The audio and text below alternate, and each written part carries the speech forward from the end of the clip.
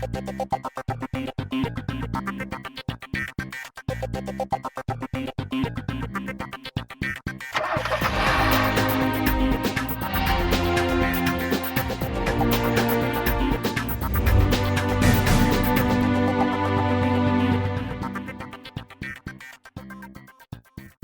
everyone, thank you for joining me. This is the Car and Bike Show. I'm Siddharth Vinayak Partnkar, and today we'll start with the Mercedes-Benz S Class.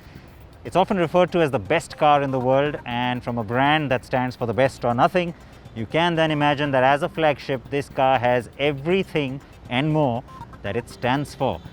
It's arrived here in India. This is the new generation. It's also 2021 World Luxury Car. Here it is.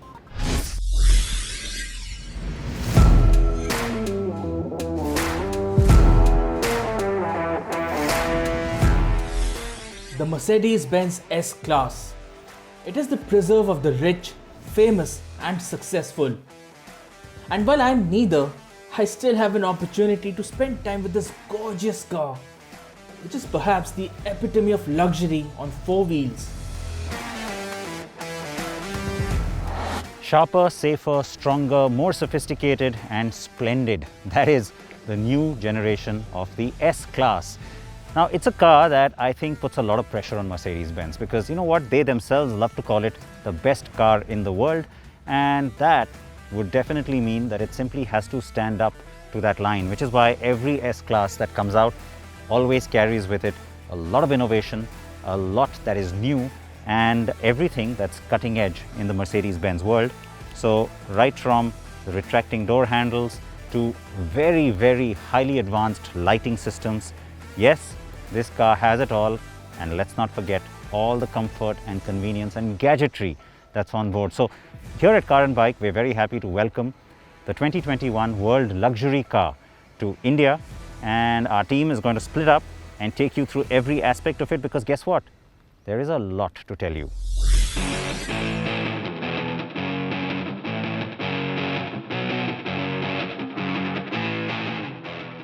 Diving right in, the cabin of the new S Class cocoons the occupants in a world of luxury. The materials used, the fit and finish, and the way all of it is put together is simply exquisite. There are three options for upholstery to choose from: sienna brown, black, magma grey, and the macchiato beige option. Mercedes also offers a high gloss poplar wood trim, which is quite delectable too.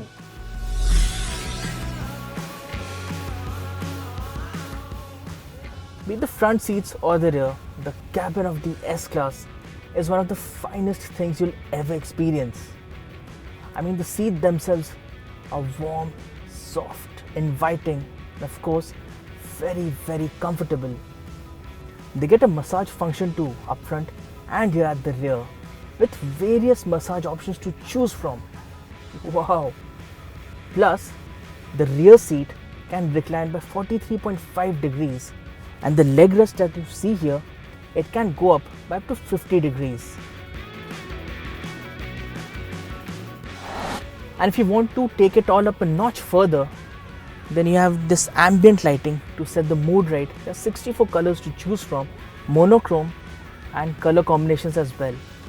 And you can always put on some good soulful music because the S Class gets a premium 30 speaker BURMESTER 4D audio system with 8 resonators and 1350 watts of power. That's some serious credentials right there. So after a hard day of work, sitting in the S Class is possibly the most relaxing thing you can do. So if you're the owner, you would probably spend most of your time at the rear seat, like me. Of course, I'm not the owner, but the rear left passenger seat gets what you call a chauffeur mode. So what you do is, you press this button here, and the front left passenger seat, it moves up by 37 mm, goes up by about 40 mm, and the seat, the backrest, also moves forward by about 27-28 degrees. So that liberates a lot of space here for you. because you are the boss after all.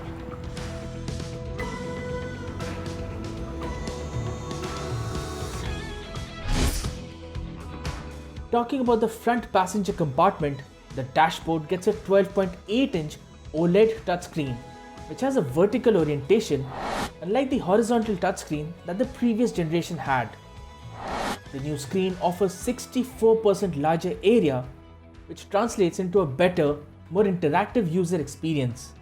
Of course, the resolution is sharper and the colors are more natural too. Plus, the system has storage space of up to 320 GB and RAM of 16 GB. So, it is as quick as it needs to be. There are 27 fewer knobs and buttons, which means Mercedes has trimmed the clutter and transferred most controls onto the touchscreen and through voice commands. Along with haptic feedback, the touchscreen also gets a fingerprint scanner, which works as an unlock method for the screen because it houses your profile, data, and other bits of information.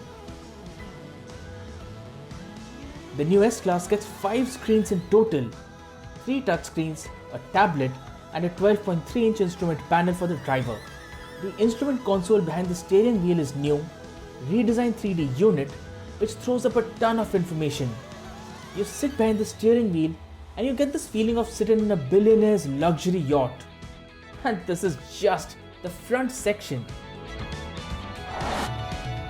The Mercedes Me Connectivity Suite offers services like vehicle monitoring, vehicle setting up, navigation package, and emergency call system along with roadside assistance. It also acts as a digital assistant and allows you to access to various functions right from your mobile phone app such as geofencing, opening or closing the sunroof, and so on. The other big tech feature is the second generation MBUX connectivity system. It understands your gestures, voices, and even the context. Quite high-tech, we say. My colleague Sahil will be doing a deep dive into all the technology that the S Class has to offer, so make sure you watch that video as well.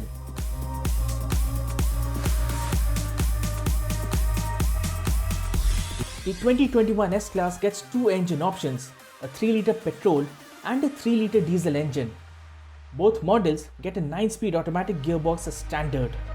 The petrol motor gets an integrated starter generator and therefore qualifies as a mild hybrid engine. And that is exactly what we are driving today.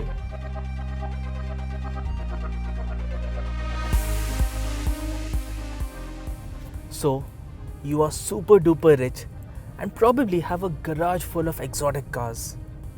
But what happens when you get that urge to drive the S Class? Well, you'll be surprised to see what the car has to offer. The petrol motor is incredibly smooth, and with close to 100 kg of damping material used inside the cabin, there's hardly any noise. The overall experience is very quiet and very refined.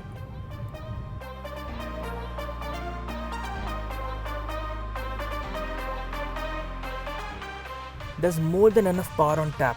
You don't have to worry about that. Of course, the ideal driving mode would be the comfort mode because it accentuates the comfortable key USP of the car.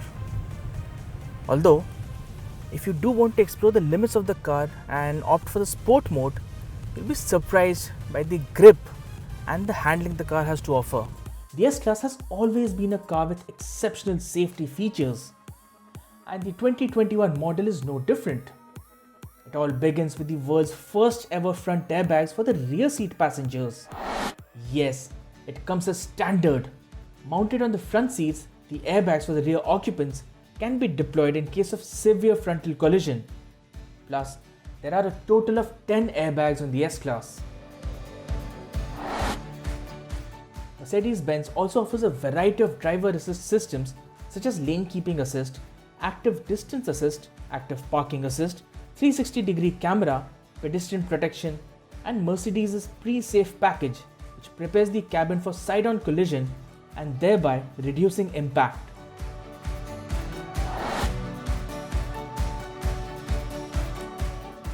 Currently, the models we get in India are CBUs, but Mercedes is likely to assemble the S Class locally, and that should lead to a decrease in prices from the current 2.19 crore for the S450 4MATIC petrol and 2.17 crore for the S400D 4MATIC.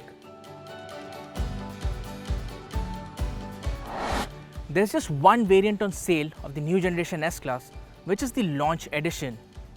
And in typical Mercedes fashion, it is loaded to the gills with all sorts of creature comforts and features which will make your journey and your experience very, very luxurious. In fact, a testament to the popularity of the new S Class can be seen in the fact that over half of the 150 CBU units from the first batch have been booked already. So, if you are rich, famous and successful in life, the new generation S Class is what you deserve.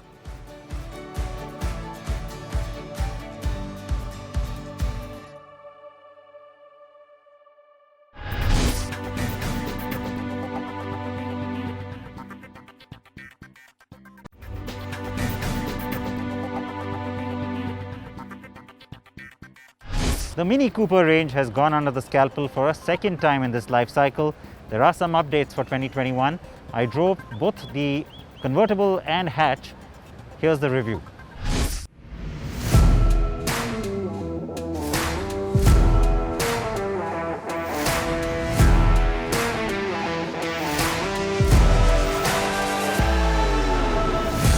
A Mini is not for everyone, since it addresses a very specific kind of buyer and is built for a very specific purpose. The cars from Mini are fun to drive, very mechanical, and while old school in their character, they are very modern cars with new tech and safety built in. The Cooper S hatch and convertible are updated for 2021. So globally, this generation's been around since 2013, so technically this is the second facelift.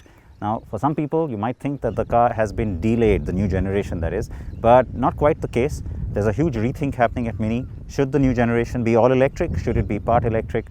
That is why we don't have one yet. But the good news is that the car still looks very appealing, and you've got a few tweaks and updates, of course, that happens with any kind of a facelift. So the indicator now integrated right here, very nice slim motif there.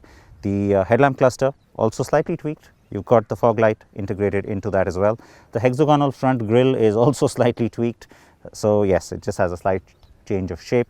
And the tail light, dare I say it, slightly tweaked. So it's really not a huge, massive change that you're seeing.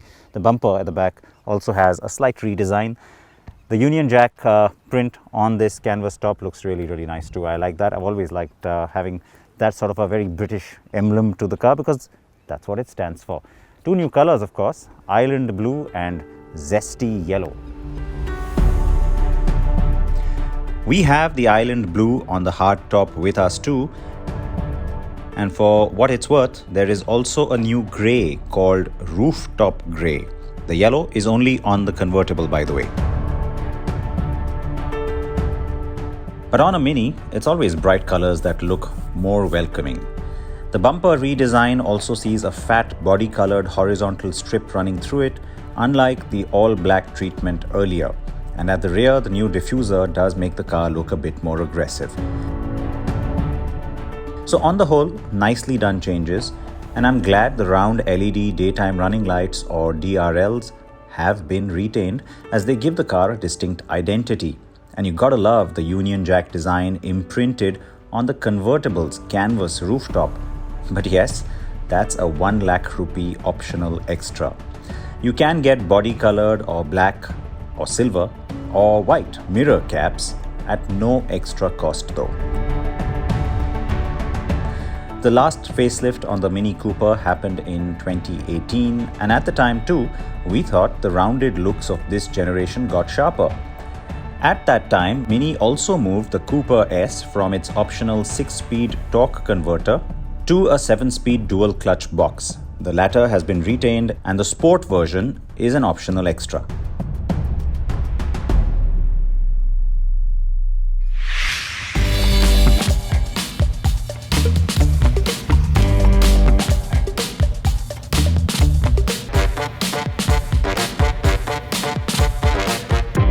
Now the Cooper Cooper range in India is all petrol now.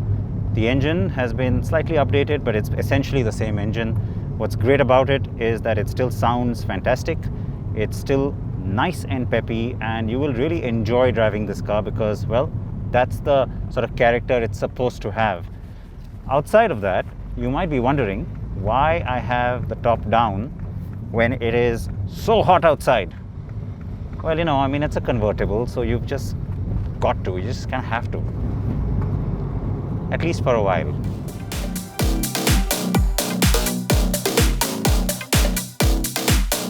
The good news is that you can hear the growly little motor on the hardtop just as well. It really does sound energetic. The numbers are more or less the same. But yes, the engine does great service on this car. The hatch will go 0 to 100 km per hour in 6.7 seconds flat, while the convertible takes 7.1 seconds. Now, unlike previous generations, they kind of softened the car up a bit. Even now, there's been some work done on NVH, and so specific to the suspension, to me, it just takes away that direct character that a Mini is supposed to have. So I know from an Indian conditions point of view, that's not a bad thing. But from the go-kart feel point of view, it is. The cool drive mode names are gone, so no more go-kart feel mode, for instance. You just get green, mid, and sport. How boring. But put it in sport and the car is anything but boring. And I keep coming back to that glorious sound from the turbocharged Tyke under the hood.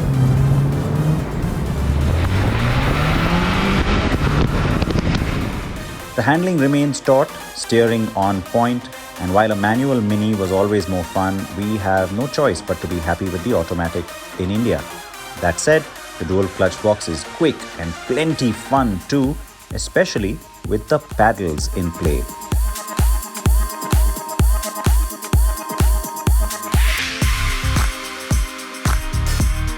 Cornering brake control, anti-lock brakes or ABS, stability control, brake assist and crash sensors, dual airbags, 3-point seat belts are all standard safety equipment.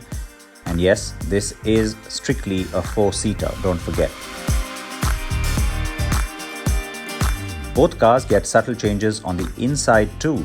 Slightly updated 8.8-inch touchscreen with better touch response, a new AC vents design, and new finishes for the dash and door inlays.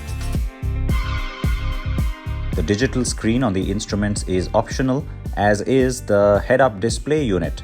Also optional are the wireless phone charger, navigation, Apple CarPlay, and a Harman Kardon sound system. On the outside too, you can spend more and get optional adaptive LED matrix lights, front and rear parking sensors, piano black elements on the exterior, and silver, black or white stripes on the hood.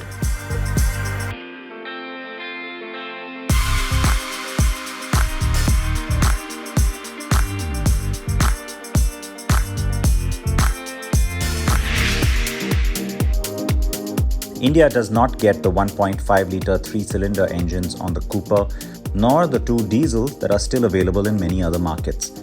And of course, we remain intrigued by the 2020 World Green Car finalist, the Cooper SE all-electric, which too we have lost hope on ever getting here.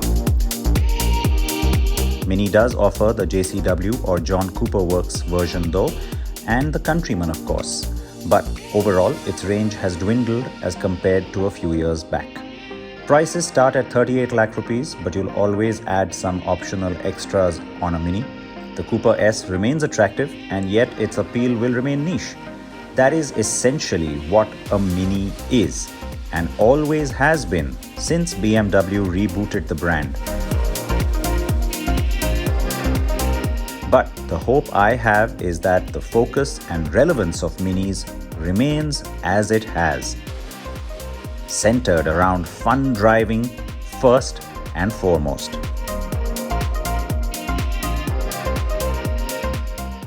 I can tell you that Zesty yellow really turned heads everywhere I went.